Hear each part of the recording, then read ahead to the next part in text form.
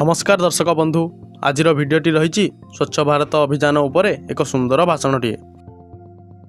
सम्माननीय अतिथि महोदय, प्रिय गुरुजी गुरुमा वृंद, उपस्थित अतिथिगण और स्नेहर प्रतियोगीगण एवं एठारे बसिथिबा मोर छोट बड़ भाई और भौणी माने, आज यही स्वच्छ भारत अभियान अवसर में मते किसी कहिबार सुजोग मिलिथिबारु मु निजको धन्य मने करुछि। आज आमे स्वच्छता दिवस पालन करुअछु। एही दिवस सारा भारत में अक्टोबर 2 तारिख दिन अर्थात गांधी जयंती दिन पालन करा जाए। गांधीजी स्वच्छता प्रेमी थिले। तांकर लक्ष्य थिला सारा भारत को आवर्जनारू मुक्त करी एक स्वच्छ भारत गठन करिवे। गांधीजींकर एही महत उद्देश्य को आगे नेबा पई आमर प्रधानमंत्री श्री नरेंद्र मोदी 2014 मसीहा अक्टोबर 2 तारिख दिन स्वच्छ भारत अभियान शुभारंभ करथिले।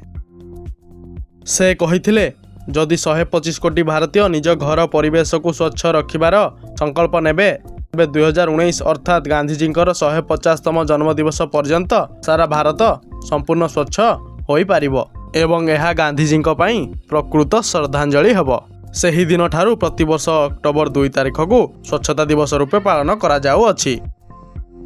मनीष बंची रहिबा पई खाद्य, वस्त्र, बासगृहर आवश्यकता रहिछि, किंतु एसबु सत्वे जदि परिवेश स्वच्छ न रहिबो तेबे मनीष रोगग्रस्त होइथाय। स्वच्छ परिवेश एवं स्वच्छ वायुमंडल मनीषर आयु वृद्धि करिथाय। तेणु सुस्थ रहिबा पई स्वच्छ परिवेशर आवश्यकता रहिछि।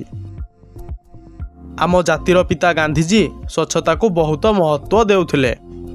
तांको समय रे ग्राम सफाई कार्यक्रम करी गाँ को सफा करुथिले एवं स्वच्छ भारत गठन पई आह्वान देइथिले।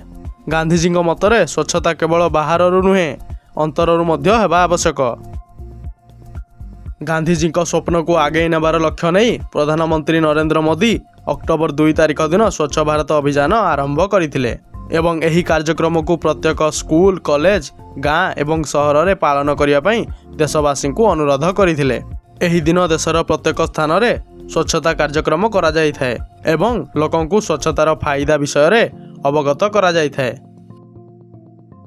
आम देश स्वाधीन होबाकू 74 वर्ष बीती जाइथिले सुधा एपर्यंत बाह्य मल त्यागरू मुक्त होई पारि नाही। खोला स्थान रे मल त्याग करिबा द्वारा एहा वायुमंडल को दूषित करिबा सहित नदी नाल को मध्य दूषित करिथाए, जहा आगकू होइजा भलिया रोग व्यापीबार मुख्य कारण होइथाए।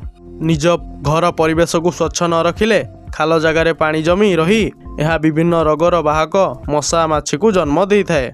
गाड़ी मोटर एवं कल कारखानारू निर्गत दूषित और विषाक्त धुआ जोगु आम वायुमंडल दूषित होता है, जहाँ श्वास संबंधी अनेक रोग को जन्म देइथाए।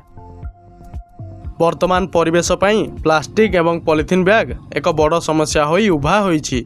आमे पॉलिथीन बहुल व्यवहार करने सांगकू यार पुनः उपयोग न करी एणे तेणे पकाई दौ। एही प्लास्टिक एवं पॉलिथीन माटी तले एक आस्तरण सृष्टि करदेलानी, जहाँ वर्षा जल को माटी तल को जीवाकू देउ नाही। तेणु भूतल जल स्तर कमिबाकू लागिलानी। यह व्यतीत डाक्तरखानारू बाहरुथिबा विभिन्न संक्रमित आवर्जना को एणे तेणे पकाइबा जोगु अनेक प्रकार संक्रमण सृष्टि होइथाए। तेणु एसबु समस्यारू मुक्ति पाइबार गोटिए मात्र उपाय हेउछि स्वच्छता। स्वच्छता अभियान को फलप्रद करबाकू हेले एही अभियान को प्रथमे निज घरू आरंभ करबाकू हबो। प्रथमे आमे निजे सफा सुतुरा रहिबा, परिष्कार कपड़ा पिंधिबा, निज घर को सफा रखिबा एवं आवर्जना को एणे तेणे न पकाई गोटिए डस्टबिन रे पकाइबा। संक्रमित आवर्जना एवं पुनः व्यवहार योग्य आवर्जना को अलग अलग डस्टबिन रे पकाइबा। घर चतुर्पार्श्व को सफा रखिबा सहित कौनसी स्थान रे पानी जमीबाकू देबा नहीं। निज स्कूल, कॉलेज एवं कार्य करुथुबा स्थान को स्वच्छ रखिबा। पड़िया रे झाड़ा न करी पायखानार व्यवहार करिबा एवं अन्य मानकू स्वच्छतार फायदा विषय अवगत कराइबा। शेष में मु एतिकी कहिबाकू चाहूची, जदि स्वच्छता को सेवा भावी आगकू बढ़ी चलिबा तेबे आमे आगामी पीढ़ी पई एक सुस्थ समाज गठन करि पारिबा। एतिकी कही मु मोर वक्तव्य शेष करुछि। जय हिंद। स्वच्छता उपरे आधारित एही भिडियोटी जदि आपण मानकू पसंद आस्ताए भिडियोटी को लाइक करंतु एवं एही परि भिडियो गुड़िक नियमित देखिबा पई चैनल को सब्सक्राइब करंतु। जय जगन्नाथ।